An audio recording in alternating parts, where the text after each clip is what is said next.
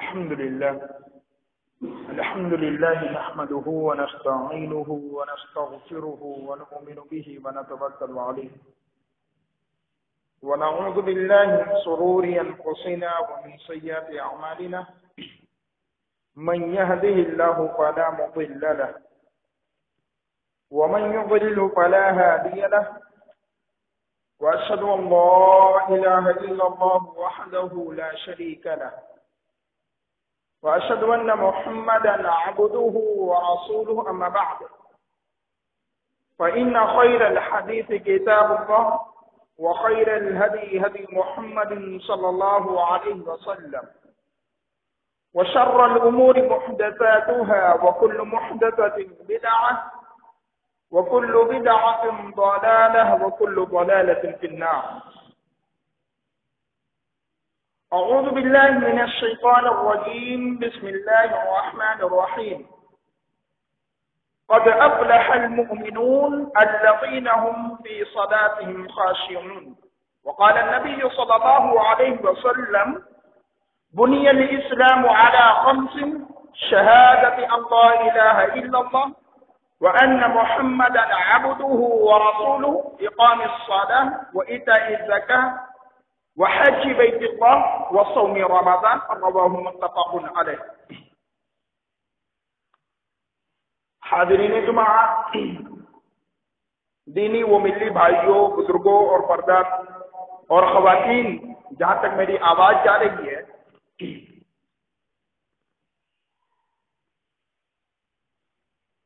آج کے اس خطبہ جمعہ کے اندر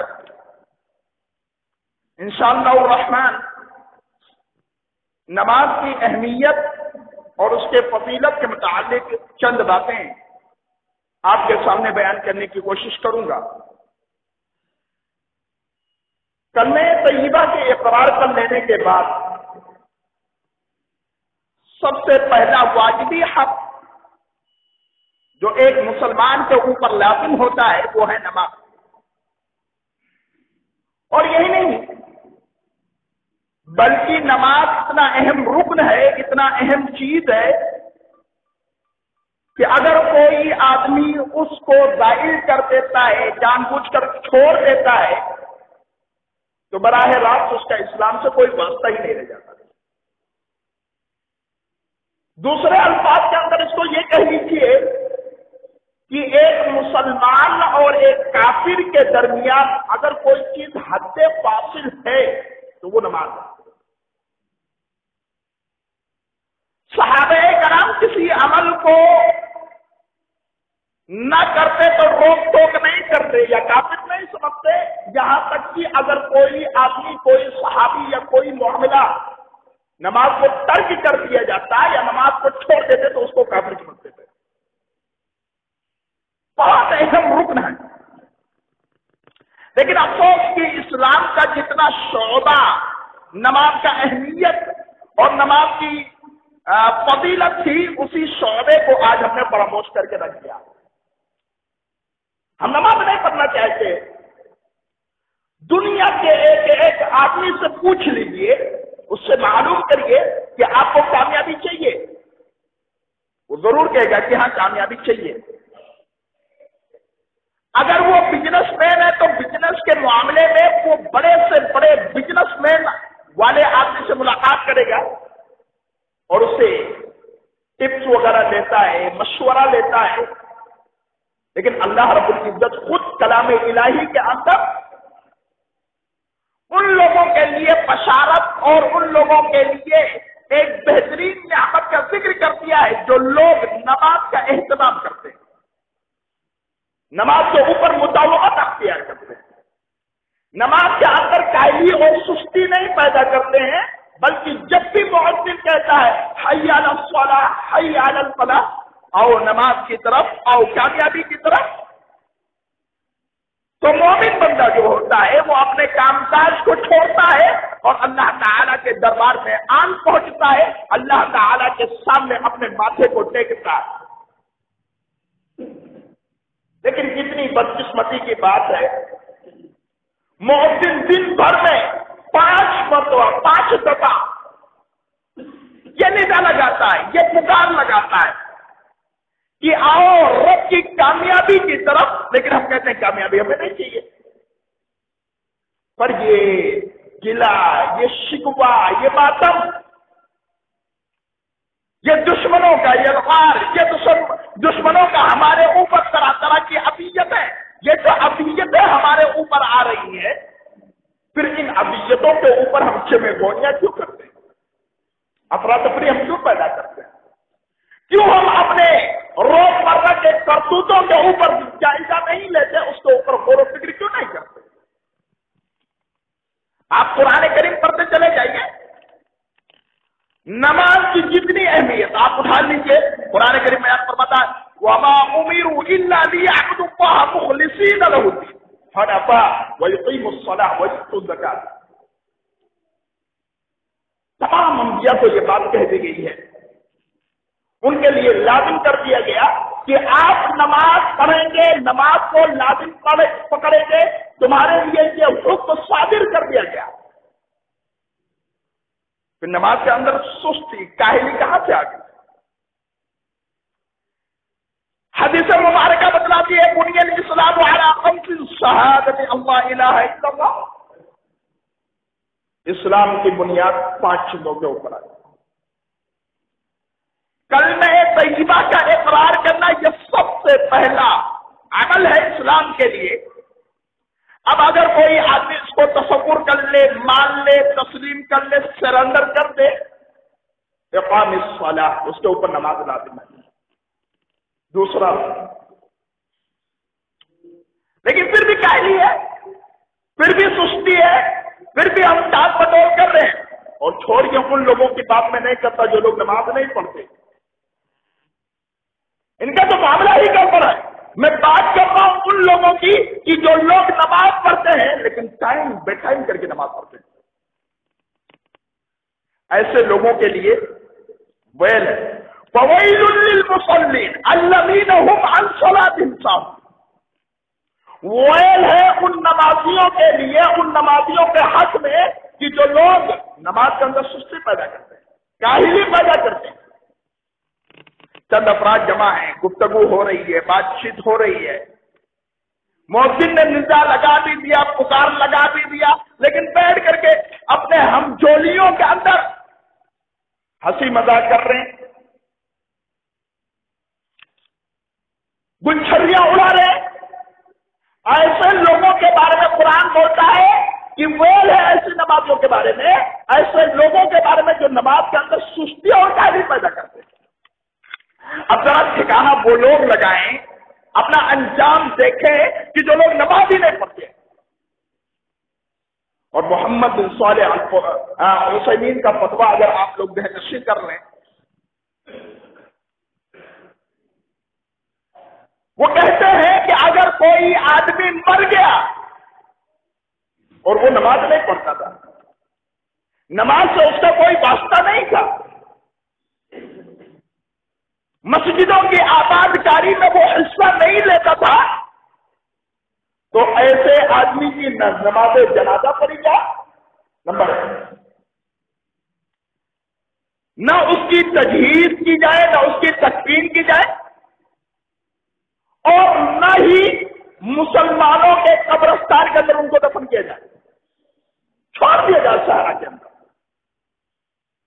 ایسے لوگوں کا شریعت سے کوئی واسطہ ہی نہیں ہے، چھوڑ دیا جائے، کسی دریا کے اندر بہا دیا جائے، کسی صحرا کے اندر بہا دیا جائے، پرندے اس کے باڈی کو اچک لے جائے، کوئی فرق نہیں پڑتا۔ اسلام کے لیے وہ ایک بوجھ تھا، شریعت یہ بتلاتی۔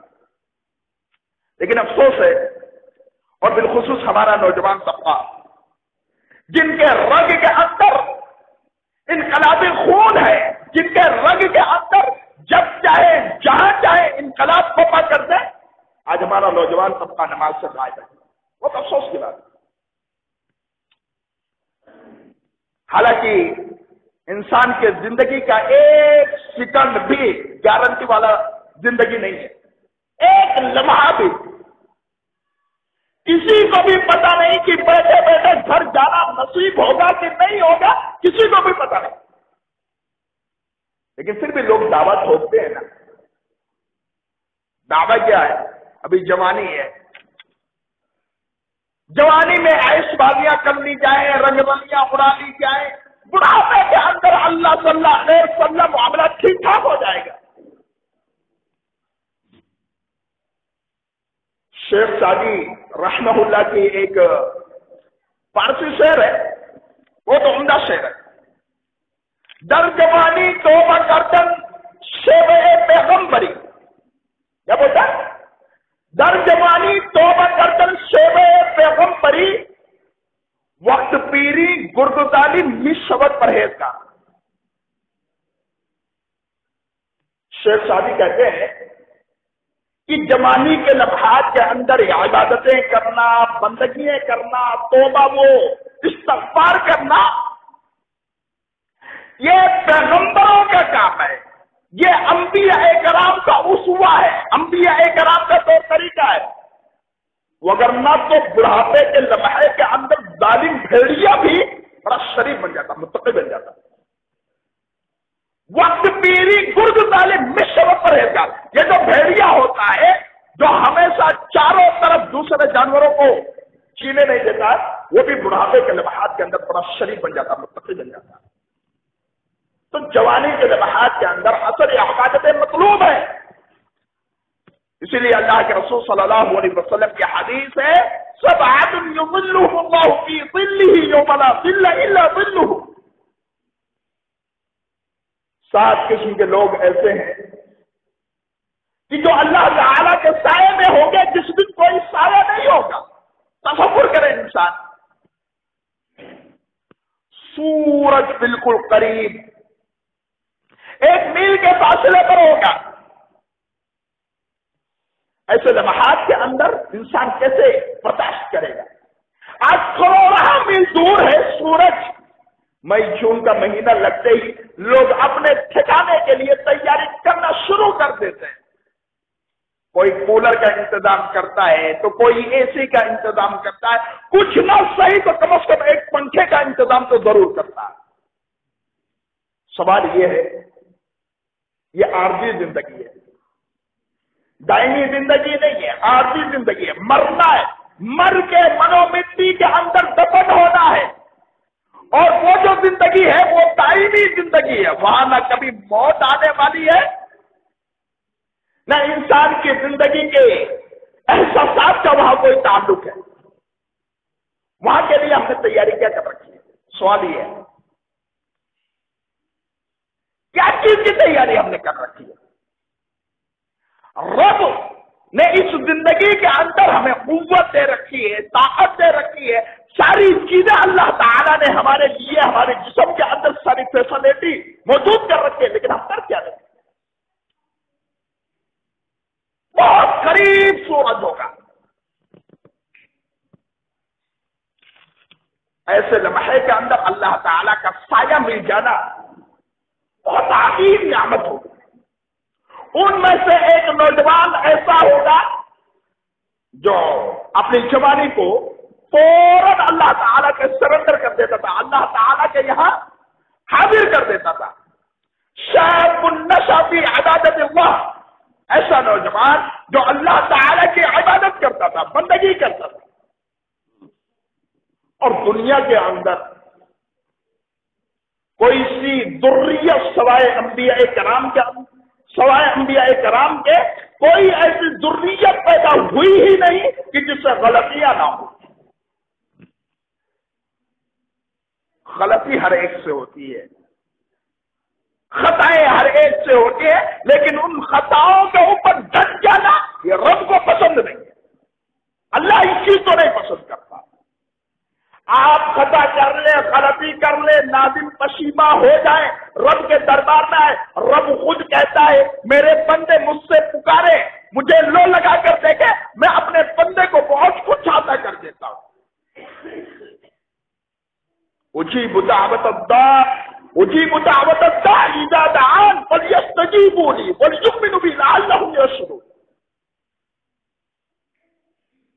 میرا بندہ مجھے پکار کر کے تو دیکھے، مجھے یاد کر کے تو دیکھے۔ حدیث قدسی ہے، اللہ کے رسول نے فرمایا کہ ایک بندہ جب اللہ کی طرف چل کر آتا ہے تو اللہ تعالیٰ اس کی طرف دوڑ کر کے آتا ہے، جب انسان ایک بالشت قریب ہوتا ہے تو اللہ رب العزت اس کے دگنا قریب ہوتا ہے۔ شرط یہ ہے کہ اخلاص ہمارے دلوں کے اندر، شرط یہ ہے کہ اللہ رب العزت کے مقام کو پہچانے، اللہ رب العزت کے حقیقت کو ہم پہچانے، اللہ رب العزت جن کمالات کا، جن خصوصیات کا مالک ہے، اس کے خصوصیات کو ہم سمجھیں۔ افسوس یہ ہے کہ آج ہم نے اللہ تعالیٰ کے حق کو نہیں پہچانا۔ جس طریقے سے یہود و نصارہ کا معاملہ تھا نا عقیدے کے معاملے میں، وہی عقیدہ، وہی طریقہ، وہی معاملات آج ہمارے دلوں کے اندر، ہمارے ایمان کے اندر آ چکا ہے۔ فرق کیا رہے گا؟ اسی لیے نبی کریم صلی اللہ علیہ وسلم نے فرمایا تھا کہ میری امت کے اوپر وہی کچھ آنے والا جو بنی اسرائیل کے اوپر آیا۔ بنی اسرائیل جیسا جیسا کرتی تھی، یہودی جیسا جیسا کرتے تھے، میری امت بھی ویسا ویسا کرے گی۔ اور آج معاملہ بالکل واضح ہے، کوئی بھی چیز مسلمانوں کی گرفت سے یا مسلمانوں کے معاملات سے پوشیدہ نہیں ہے۔ نماز کے اندر ہماری کاہلی ہے، زکات کے اندر ہماری کاہلی ہے، اسلام کے ارکان کے اندر ہماری کاہلی ہے، اللہ تعالیٰ کے صفات اور اسی طریقے سے دیگر اور ارکان کے اندر کاہلی ہماری ہے۔ پھر بات میں ہے کہ اللہ سنتا نہیں، اللہ کہاں سے سنے گا؟ ویسا عقیدہ بناؤ، ویسا منہج بناؤ، ویسا طریقہ بناؤ، جس دن اس طریقے کے اوپر ہم فائز ہو گئے، کامیاب ہو گئے، کامیاب ہو گئے۔ قرآن کریم خود کہتا ہے قد افلح المؤمنون، کامیاب ہے وہ مومنین۔ کون لوگ ہیں؟ سوال ہے، ہر کوئی کامیاب نہیں ہو سکتا۔ دنیا کے اندر، ریس کے میدان کے اندر، ایگزام ہال کے اندر کچھ ہی لوگ ہوتے ہیں جو کامیاب ہوتے ہیں، نمایاں نمبر لے کر آتے ہیں۔ جو لوگ ایگزام کے میتھڈ کو فالو کرتے ہیں وہ لوگ کامیاب ہوتے ہیں، جو اس کے رول اور ریگولیشن کو سمجھتے ہیں ان کو ایگزامنر کامیاب کرتا ہے، ہر کسی کو کامیاب نہیں کرتا۔ ایسے ہی اللہ تعالیٰ کا کچھ اصول ہے، کچھ قانون ہے اللہ تعالیٰ کا، اس قانون کے تحت اپنی زندگی کو گزارو گے، کامیابی قدم چومیں گے، اس قانون کو چھوڑو گے، اللہ رب العزت اس دنیا کے اندر تمہیں ذلیل کرے گا اور آخرت کے دن ابن آدم کی ذریت کے سامنے تمہیں ذلیل کرے گا۔ آج ہم سنتے ہیں نا کہ کوئی دیکھ لے گا رسوائی ہو جائے گی۔ آج کتنے لوگ دیکھ رہے ہیں؟ 2-4 لوگ دیکھ رہے ہیں نا، 3-4 لوگ دیکھ رہے ہیں، 10-15 لوگ دیکھ رہے ہیں، گاؤں کے افراد دیکھ رہے ہیں، اس میں آپ کو ذلت اور رسوائی محسوس ہو رہی ہے۔ اور یاد کریے اس دن کہ جس دن ابن آدم کی ایک ایک ذریت آپ کے سامنے، نامہ اعمال آپ کے بائیں ہاتھ میں یا دائیں ہاتھ میں، دائیں ہاتھ والا کیا کرے گا؟ دائیں ہاتھ والا نامہ اعمال لیتے ہوئے اچھلے گا، کودے گا، خوشی اس کے چہرے پر۔ فَقْرَؤُوا كِتَابِيَهْ إِنِّي ظَنَنْتُ أَنِّي مُلَاقٍ حِسَابِيَهْ، یہ لو میرا نامہ اعمال ہے، پڑھ لو۔ دنیا کے اندر تم نے بہت ٹارچر کیا، بڑی اذیتیں تم نے پہنچائی ہے۔ میں نماز پڑھتا تھا تو تم یہ کہتے تھے آگے اب اللہ گیری کرنے کے لیے، ابھی جوانی ہے، عیش کر لے۔ جوانی کے اندر عبادت کیا مانا تھا؟ الفاظ سے ہمارا لیبل کیا ہے، لے یہ میرا نام اعمال، میں نے دنیا کے اندر اللہ کی عبادتیں کی ہیں، اللہ کی بندگیاں کی ہے، اللہ نے آج میرا یہ رزلٹ مجھے دے دیا۔ ہوتا ہے نا دنیا کے اندر جب بچہ کامیاب ہوتا ہے وہ سوچتا ہے میرے گارجین جو ہے وہ بھی دیکھے، میرے خاندان کے لوگ دیکھیں، بلکہ پورے گاؤں کے افراد دیکھیں کہ میں نے کس طریقے سے محنت کی ہے، جستجو کی ہے، اس محنت کا ثمرہ گاؤں کے تمام افراد کے لوگ دیکھیں۔ یہ کون لوگ کرتے ہیں؟ جو لوگ کامیاب ہوتے ہیں، اور جو لوگ کامیاب ہی نہیں ہوتے ہیں، کئی ایک باتیں ہوتی ہیں اس کے اندر، وہ سوچتا ہے کاش کی محنت کر لیا ہوتا۔ پہلے ٹرننگ پوائنٹ یہ، کاش کی محنت کر لیا ہوتا۔ گیا وقت پھر ہاتھ آتا نہیں، یہ دستور ہے۔ اسی لیے حسن بصری رحمہ اللہ کہتے ہیں میں دنیا کے ایک سے ایک قوموں کے اندر میں رہا گیا، ملاقات بھی کیا، لیکن میرے سامنے ایک قوم ایسی بھی آئی ہے کہ جو اپنے وقت کے آگے بڑے سے بڑے سرمایہ دار کی کوئی ویلو ان کے نظر میں نہیں تھی۔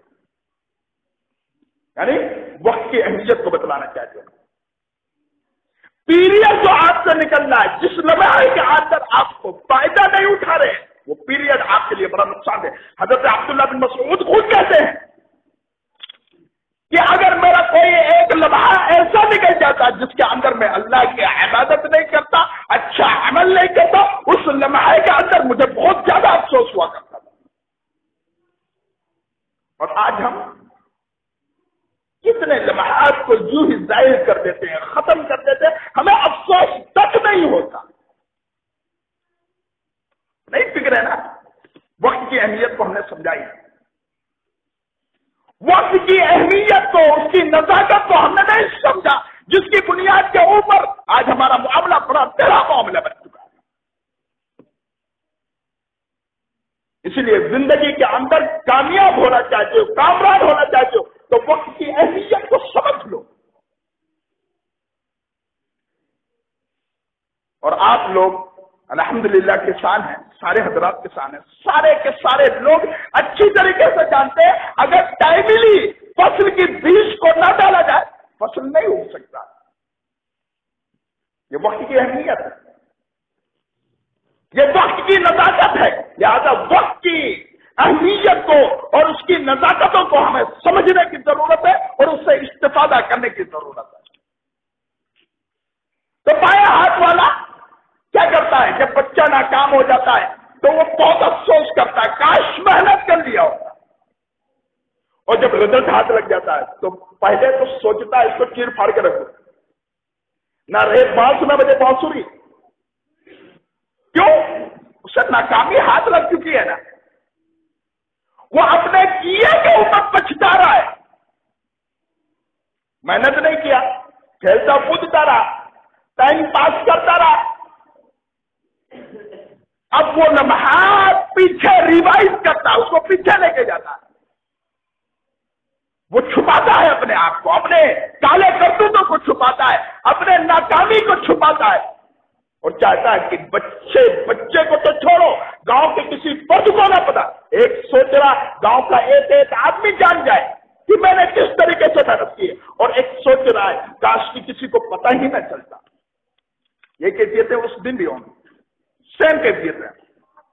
وہاں ہیبت کا معاملہ ہے، یہاں ہیبت کا معاملہ نہیں ہے، وہاں ڈر کا معاملہ ہے، یہاں ڈر کا معاملہ نہیں ہے۔ والدین کب تک بولیں گے؟ تو 4 مرتبہ بول دیں گے، 5-6 مرتبہ بول دیں گے، تسلیاں دے دیں گے کہ بیٹا کوئی بات نہیں، یہ پہلا امتحان تھا، یہ سہمائی امتحان تھا، یہ سسمائی امتحان، اگلے امتحان میں کامیاب۔ ایک ہی ٹرننگ پوائنٹ، کامیابی اور ناکامی، سکسیس اینڈ لاس دونوں وہاں پر ساتھ میں کھڑی ہے۔ اب یہ ڈیوائس آپ کو کرنا ہے، ڈیسیجن آپ کو لینا، ہمیں کامیاب ہونا ہے یا ناکام ہونا ہے، ہمیں دائیں ہاتھ والا بننا ہے یا بائیں ہاتھ والا بننا ہے۔ قد افلح المؤمنون، کامیاب ہو گئے وہ مومن، وہ لوگ کامیاب ہو گئے۔ الذین هم عن صلاتهم ساہون، قد افلح المؤمنون، وہ لوگ کامیاب ہو گئے جنہوں نے نمازوں کے اندر مداومت اختیار کی. الذین هم فی صلاتهم خاشعون، اپنے نمازوں کے اندر خشوع و خضوع پیدا کیا. یہ لوگ کامیاب ہیں. یہی لوگ در حقیقت اللہ تعالیٰ کے مقرب بندے ہیں اور اللہ تعالیٰ کے نظر میں ٹاپ قسم کے لوگ ہیں. دنیا کے اندر بھی ہوتا ہے نا، کچھ لوگ ہوتے ہیں جن کے لیے کمپنیاں الگ اسکیم رکھتی ہیں، جس کو ہم اور آپ وی آئی پی معاملے میں سمجھتے ہیں کہ یہ وی آئی پی لوگ ہیں، اچھے لوگ ہیں. ایسے ہی اللہ تعالیٰ کیٹیگریاں بنا رکھا. یہ لوگ وی آئی پی ہیں، یہ لوگ فرسٹ سیٹ کے مالک ہیں. اسی طریقے سے جنت کے اندر بھی مدارج طبقات ہیں. لہذا نماز کے اندر کبھی بھی کاہلی اور سستی نہیں ہونی چاہیے، اور نماز کے اندر اللہ تعالیٰ کو بالکل اپنے سامنے رکھے. اللہ تعالیٰ کے رحمان کو، اللہ تعالیٰ کے جتنے بھی صفت ہیں ان صفت کے معاملات کو اپنے ساتھ متصل کر لیں. اسی لیے سوال پوچھا گیا تھا کہ نبی کریم صلی اللہ علیہ وسلم احسان کی تشریح کر دیجیے. احسان کسے کہتے ہیں؟ اللہ کے رسول صلی اللہ علیہ وسلم نے فرمایا ایک احسان تو یہ ہے کہ ایک انسان دوسرے انسان کے ساتھ کچھ اچھا معاملہ کر دے تو ہم نے اس کے ساتھ احسان کر دیا. کوئی غریب دکھیا تھا، پیسہ روپیہ نہیں تھا، علاج کے لیے ضرورت ہم نے کر دیا، یہ احسان ہم نے کر دیا. ایک احسان اسے کہتے ہیں ان تعبد اللہ کأنک تراہ فإن لم تکن تراہ فإنہ یراک. عبادت کے اندر ایمانی قوت اتنی زبردست ہو کہ عبادت کے اندر گویا کہ ہم اللہ تعالیٰ کو دیکھ رہے، اور اگر یہ کیفیت نہ آوے تو کم از کم اس دل کے اندر تو اتنا ضرور پیدا ہو جائے کہ اللہ تعالیٰ جو عرش کے اوپر ہے وہ مجھے ضرور بھی ضرور دیکھ رہا ہے. میری عبادتوں کا لذت دیکھیے، اس کے تاثرات کو دیکھیے، اس کے ثمرات کو دیکھیے، اس کے معاملات کو دیکھیے. اللہ رب العزت ایسی نوازشیں کرے گا، ایسی رحمتوں کی برکھا کرے گا کہ انسان تصور بھی نہیں کر سکتا. آج ہماری کیفیت کیا ہے؟ نماز ہم پڑھتے ہیں، کاروبار پورا مائنڈ کے اندر ایکچولی وہ چل رہا ہوتا ہے، مجھے کرنا کیا ہے. ایک بڑا مشہور واقعہ میرے ساتھ ہی ہوا. نماز عصر میں نے پڑھایا اور پڑھانے کے بعد 3 رکعت کے اندر میں نے سلام پھیر دیا. غلطی ہوئی لیکن پیچھے سے کوئی ندا نہیں ہے، سبحان اللہ کسی نے نہیں کہا. میں بھی سلام پھیر کے اپنے آپ کو مطمئن پایا. سبھی حالانکہ دل بار بار کہہ رہا تھا کہ مجھ سے مسٹیک ہوئی ہے، غلطی ہوئی ہے. ایک صاحب کہنے لگے کہ مولانا ایسا ہے کہ مجھے ڈاؤٹ ہے کہ آپ نے 3 رکعت پڑھایا 4 کی جگہ پہ.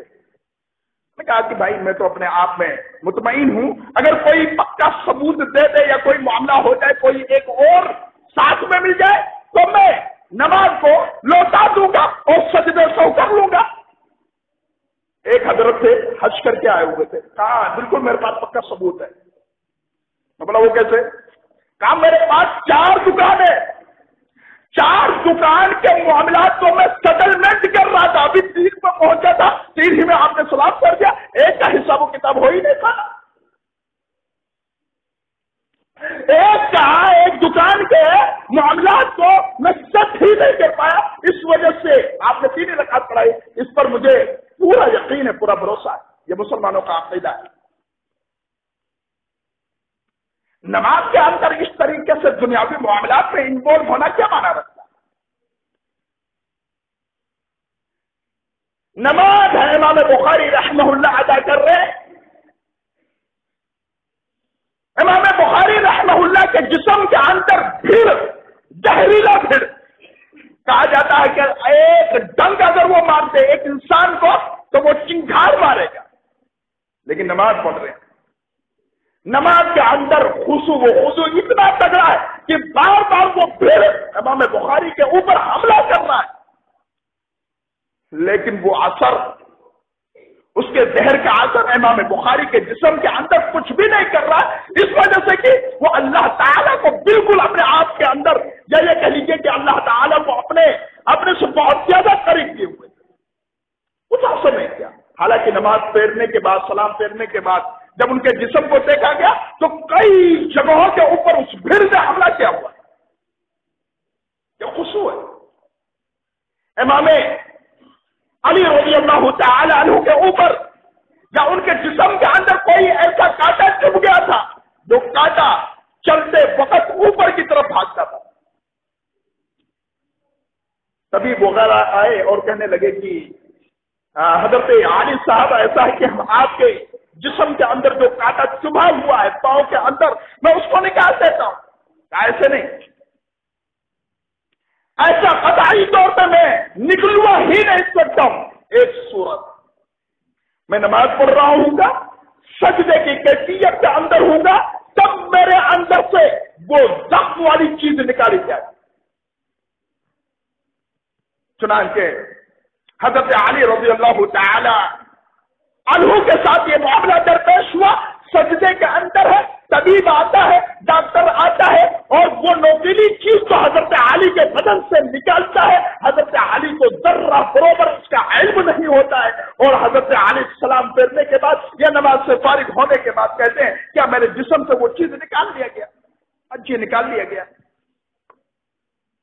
یہ ایمانی قوت، یہ نماز کے تاثرات ہیں، یہ نماز کی اہمیت یا نماز کے اندر خشوع و خضوع اور للہیت پیدا ہونے کے بعد اس طریقے کے رزلٹ ہمارے سامنے آئیں گے۔ لیکن اگر ہم نے ٹائملی ایسا پڑھ لیا ٹائم پاس کرنے کے لیے، تاکہ لوگ بے نمازی نہ کہیں، تاکہ لوگ ٹائٹل لگا دیں کہ یہ نمازی ہے، متقی ہے، پرہیزگار ہے، تو یہ ٹائٹل صرف یہیں تک رہنے والا ہے، یہیں تک محدود ہے۔ اللہ رب العزت کے یہاں اس چیز کی کوئی حقیقت نہیں ہے۔ اس لیے اللہ کے رسول صلی اللہ علیہ وسلم کی حدیث ہے، ان اللہ لا ينظر الى اجسامکم ولا الى صورکم ولكن ينظر الى قلوبکم واعمالکم۔ اللہ تعالیٰ تمہاری شکلوں کو نہیں دیکھتا، کون کتنا ہینڈسم ہے، کون کتنا خوبصورت ہے۔ آج ہوتا ہے نا ہمارا نوجوان بالکل خوبصورتی کے اوپر بالکل ڈٹا ہوا، ایک سے ایک کریم، ایک سے ایک چیزیں جو ہونی چاہیے وہ یوز کرتا ہے۔ کتنا روپیہ لگ جائے کوئی بات نہیں، گھر پہ بھیجنا ہے کوئی بات نہیں، اس کی کوئی پرواہ نہیں، والدین طلب کر رہے کوئی پرواہ نہیں، چہرہ صاف ہونا چاہیے، ہینڈسم لگنا چاہیے۔ والدین بھوکوں مر رہے، گھر کے افراد بھوکوں مر رہے، نو پرابلم، نو ٹینشن۔ ہماری شکل کو بہترین ہونا چاہیے۔ تو اللہ بولتا ہے کہ میں تمہارے جسم کو نہیں دیکھتا ہوں، تمہاری صورتوں کو میں نہیں دیکھتا ہوں۔ اور آج بدن کے لیے اللہ اتنی کاوشیں ہیں، اتنی محنتیں ہیں۔ شہروں کے اندر چھوٹے چھوٹے بچے جم کھانے تگڑے تگڑے اندر سوپا اٹھ کر بھاگ رہے ہیں، جم کرنے جا رہے ہیں۔ وہ کہے کے لیے مولوی صاحب تھوڑا بڑھیا دکھیں گے نا، فٹ فاٹ دکھیں گے، ایک دم اچھی طریقے سے دکھیں گے۔ یہ کس لیے ہو رہا؟ اللہ کے بندو، اللہ تعالیٰ نے تمہیں جس مقصد کے لیے پیدا کیا، وما خلقت الجن والانس الا لیعبدون، تمہارا مقصد یہ ہے، تمہارا مقصد جم کھانا جانا نہیں ہے، کرو لیکن اس کو آؤٹ آف ٹائم کے اندر کرو۔ اللہ تعالیٰ کا جو ٹائم ہے اس ٹائم سے اس کا کوئی واسطہ مت رکھو، اس کا کوئی تعلق نہیں ہوتا ہے۔ تو اللہ کے رسول صلی اللہ علیہ وسلم نے فرما دیا کہ تمہارے جسموں کو اللہ نہیں دیکھتا، تمہارے صورتوں کو اللہ تعالیٰ نہیں دیکھتا، وَلَكِنْ يَنْظُرُ إِلَىٰ قُلُوبِكُمْ وَأَعْمَالِكُمْ۔ ہاں اللہ تعالیٰ تمہارے دل کو دیکھتا ہے، دل۔ اور پہلی بات میں بتا دوں کہ دل کو پہلے لایا گیا، یعنی نیت کو اللہ تعالیٰ پہلے دیکھتا ہے، اس کے بعد عمل کو دیکھتا ہے۔ ایک انسان خرچ کر رہا ہے، کس لیے سے خرچ کر رہا ہے، اس کا پس پردہ کیا مقصد ہے، اللہ یہ دیکھتا ہے۔ لہذا جب بھی کوئی عمل کرے تو اولاً اللہ تعالیٰ کی رضامندی کے لیے کرے، کسی کے لیے دکھاوا مطلوب نہ ہو، کسی کے لیے شہرت مطلوب نہ ہو کہ لوگ مجھے سخی کہیں گے، لوگ مجھے فیاض کہیں گے، لوگ مجھے اچھے اچھے القاب اور ٹائٹل سے پکاریں گے۔ اس کا مقصد بالکل نہ ہو، بالکل نہ ہو۔ یہ مقصد آ گیا، من صلی یرائی فقد اشرک، جس کسی نے بھی نماز دکھاوے کے لیے پڑھ لیا اس نے شرک کر لیا، کوئی فائدہ نہیں نکلا۔ اللہ تعالیٰ کی نظروں میں ایسے عمل کی کوئی قبولیت نہیں ہے۔ لہذا نماز کو ہمیں کسی بھی حالت کے اندر نہیں چھوڑنا چاہیے، اور نماز کے اندر مداومت اختیار کرنا چاہیے، اور نماز کے اندر جب بھی مؤذن آپ کو پکارے آپ کسی بہانے کو مت تلاش کریں، کسی عذر کو مت تلاش کریں، اور اسی لیے اللہ کے رسول کی حدیث ہے، حاسبو قبل ان تحاسبو، اپنے نفس کا محاسبہ کرتے رہیے۔ اللہ تعالی قبل یہ کہ تمہارا محاسبہ کر لے، اور اللہ کے محاسبے سے کوئی بچ نہیں سکتا۔ آج کہیں سی سی ٹی وی کیمرہ لگا ہوتا نا، ہم بہت زیادہ ایکٹیو ہو جاتے ہیں۔ سی سی ٹی وی کیمرہ آپ اپنے آپ کو بالکل مینٹین کرتے ہیں، ایسا نہ لگے کہ ہم چور چکے ہیں یا ہم بدماش ٹائپ کے۔ یہ دنیا کا C C T V camera storage بہت ہی مختصر، 1 مہینے سے 2 مہینے کا اس کا ٹارگیٹ پوائنٹ ہوتا ہے ریکور کرنے کا۔ تھوڑے دور پہ چلے جاؤ تو سی سی ٹی وی کیمرہ آپ کو کیچ نہیں کر سکتا ہے، اور قربان جائیے اللہ رب العزت نے متلقیان کو بیٹھا ایک ایک لمحے کو ہمارا کیپچر کیا جاتا ہے، ریکارڈ کیا جاتا ہے۔ اور حدیث بتاقا یہاں پر بیان کر دو تو بات واضح ہو جاتی ہے۔ ایک انسان بلایا جائے گا قیامت کے دن، 99 دفاتر اس کے ہوں گے، وہ دیکھنے کے بعد ہکا بکا ہو جائے گا، لگا اللہ یہ کیسا ریکارڈر رسول تھا، اس نے تو ایک ایک لمحے کو کیچ کر لیا، ایک ایک پل کو کیچ کر لیا، بلکہ ایک ایک عمل کو کیپچر کرنے کے بعد اس نے باضابطہ طور پر ٹائملی اس کو جمع کر دیا۔ وَمَنْ يَعْمَلْ مِثْقَالَ ذَرَّةٍ خَيْرًا يَرَهُ وَمَنْ يَعْمَلْ مِثْقَالَ ذَرَّةٍ شَرًّا يَرَهُ، ذرہ برابر اچھائی کر کے رکھو، پالو گے، ذرہ برابر برائی کر کے رکھو، اس کو بھی نام اعمال کے اندر پالو گے۔ کوئی بھی چیز اللہ تعالیٰ کی ذات سے مخفی نہیں ہے، لہذا بہت ہی ڈرنے اور محتاط ہونے کی ضرورت ہے۔ نماز پڑھتے رہنا ہے، اللہ تعالیٰ کی عبادتیں کرتے رہنا ہے، اللہ کے سامنے روتے رہنا ہے، اللہ تعالیٰ کے سامنے اپنے آنسو کو بہاتے رہنا ہے۔ خشیت الہی جس دل کے اندر، وہ دل کامیاب، وہ انسان کامیاب اس لمحے سے بری ہو گیا جس لمحے کے اندر انسان بہت زیادہ پریشان ہوگا، ایسے لمحے سے انسان اپنے آپ کو مبرہ پائے گا۔ لہذا میرے عزیز ساتھیوں، دوستوں اور میرے عزیز گاؤں والوں، نماز کے اندر مداومت اختیار کرو، اور نماز کے اندر کسی بھی طریقے سے کاہلی سستی نہ پیدا کرو۔ حالات ہے کہ آپ کھیتی باڑی کے اندر لگے ہوئے ہیں، بہت امپورٹنٹ ہے، تو کم از کم اگر وہ نماز آپ سے قضا ہو رہی ہے تو اس کو اگلے ٹائم میں پڑھ لیں، کوشش کریں، اور کوشش کے اوپر اللہ رب العزت مدد کرتا ہے، اور اللہ رب العزت جس کے ساتھ مدد پر لگ جائے دنیا کی کوئی ذات نہیں جو اس کو مٹا سکے، اس کو برباد کر سکے۔ اللہ رب العزت سے دعا ہے کہ اے بار الہ ہم تمام مسلمانوں کو کہی ہوئی باتوں پر عمل پیرا ہونے کی توفیق عطا فرما۔ اے بار الہ ہم تمام مسلمانوں کو نماز کی اہمیت، اس کے افادیت کو سمجھنے کی توفیق عطا فرما۔ اے بار الہ ہم میں سے جو بیمار ہیں انہیں شفاء کاملہ عاجلہ عطا فرما۔ اے بار الہ ہم میں سے جو مقروض ہیں ان کی قرض کی ادائیگی کا آسان سبیل عطا فرما۔ اے بار الہ جہاں بھی مسلمان پریشان حال ہیں ان کو ان پریشانیوں سے نکال کر آسانی کی طرف پھیر دے مولا۔